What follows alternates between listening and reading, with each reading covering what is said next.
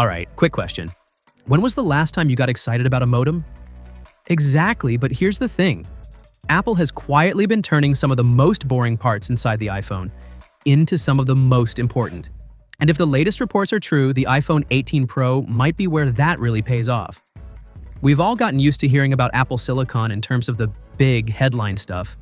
The A-series processors inside the iPhone, the M-series inside the Mac and iPad. That's the flashy part. That's what gets the stage time.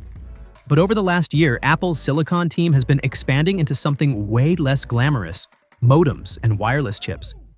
And surprisingly, that's where things have gotten interesting.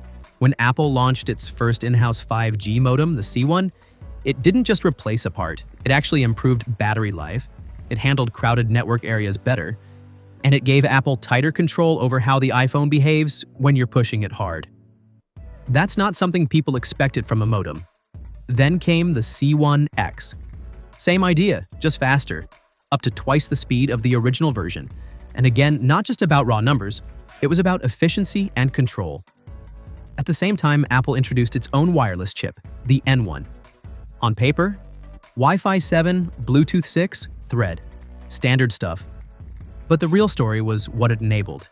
Better AirDrop stability, more reliable personal hotspot, smarter power management.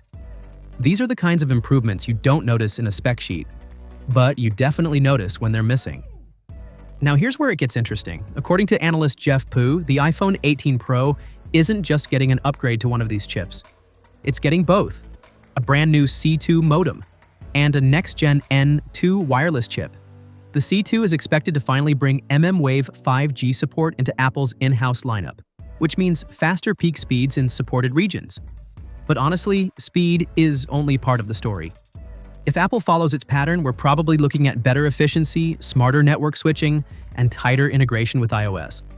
And then there's the N2. We don't have specific details yet, but if N1 was about improving reliability and battery life in subtle ways, N2 could take that even further.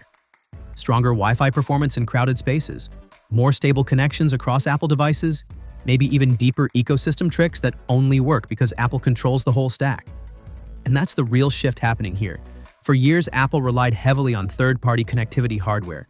Now, they're building the modem. They're building the wireless chip. They're building the processor, all tuned to work together. When one company controls the entire chain, from silicon to software, that's when you start seeing features nobody else can easily replicate. It's not flashy, it's not something you can photograph, but it's the kind of foundation that makes everything else better. Battery life, stability, privacy, performance in the real world. And if Apple keeps improving at this pace, the iPhone 18 Pro might feel faster and more reliable in ways that are hard to quantify, but impossible to ignore.